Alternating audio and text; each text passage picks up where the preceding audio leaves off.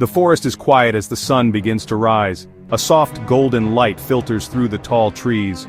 Most animals are just starting to stir for the day, but high on a thick pine branch a great horned owl is ending its night. Its large yellow eyes stare out, unblinking. It has been hunting all night, a silent ghost in the darkness. This powerful bird is a master of the night, moving without a sound.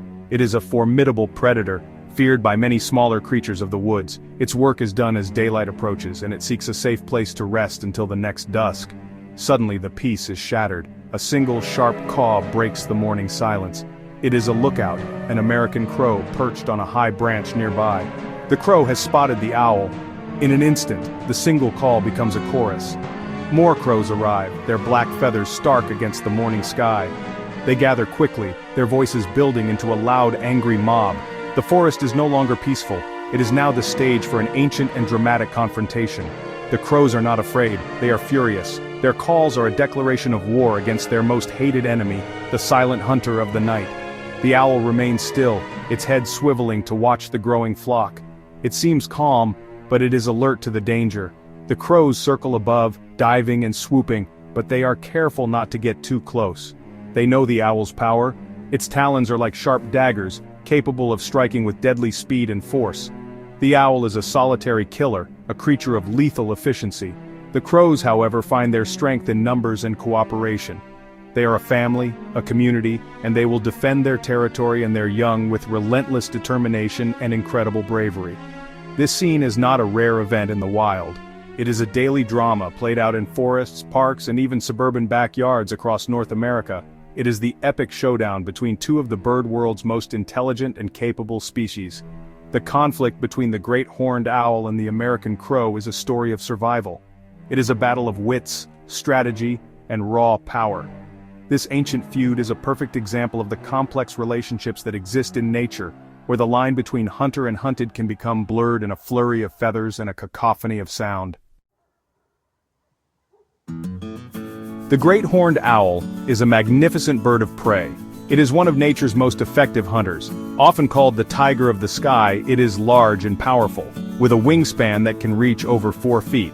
Its most distinctive features are the 2 feathery tufts on its head, which look like horns, but are actually just feathers. These tufts help it communicate and camouflage itself. The owl's feathers are incredibly soft, with special edges that muffle the sound of its flight. This allows it to swoop down on its prey in almost complete silence, a deadly advantage in the dark of night. The owl's greatest weapons are its eyes and talons. Its enormous yellow eyes are fixed in their sockets, so it must turn its head to see. It can rotate its neck up to 270 degrees, giving it a nearly complete view of its surroundings, without moving its body. These eyes are designed for low light, allowing it to spot small animals moving in the dark.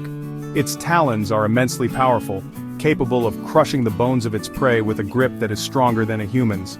The great horned owl is a solitary creature, preferring to hunt alone and live a quiet, hidden life during the day.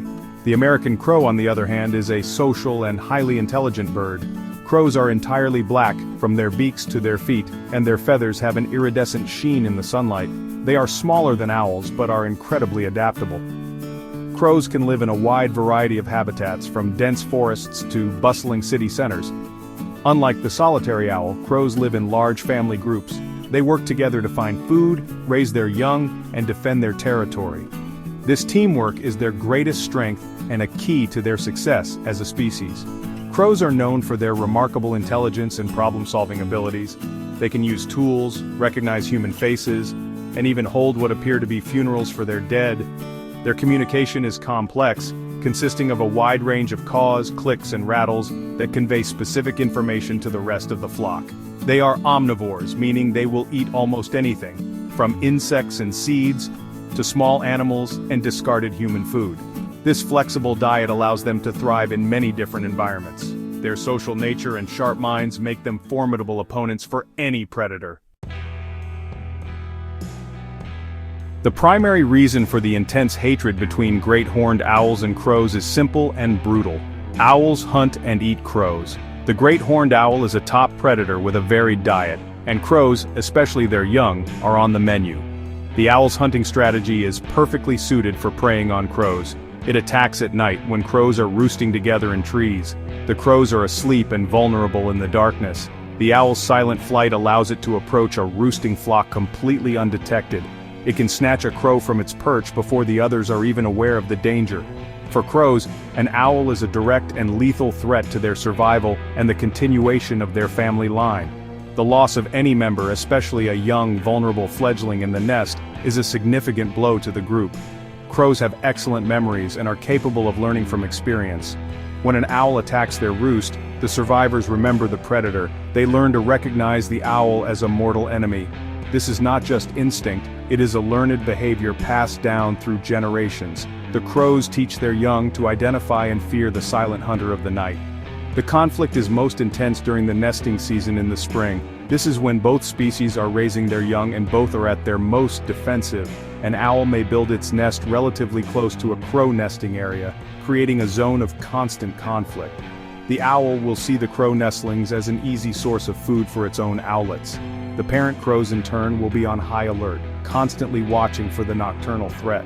The stakes are incredibly high for both birds, as the survival of their offspring depends on their ability to outsmart and overpower their rival. This predator-prey relationship is the foundation of their feud. It is a life-or-death struggle that defines their interactions. The owl is driven by its need to feed itself and its young. The crow is driven by its need to protect its family and its community.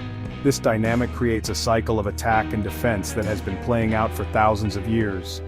It is a raw and fundamental conflict in the natural world, where the hunter of the night is met with the furious collective defense of the guardians of the day. Section 4. The Mobbing Brigade, a Symphony of Vengeance.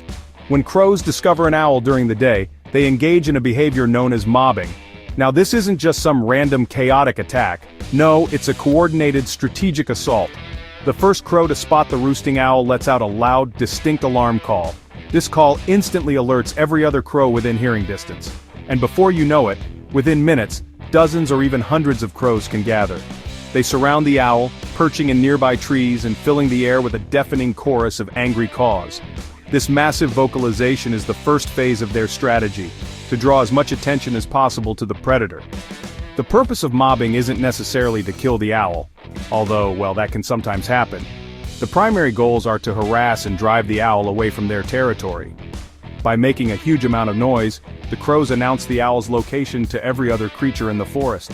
This ruins the owl's element of surprise, making it difficult for it to hunt effectively later that night.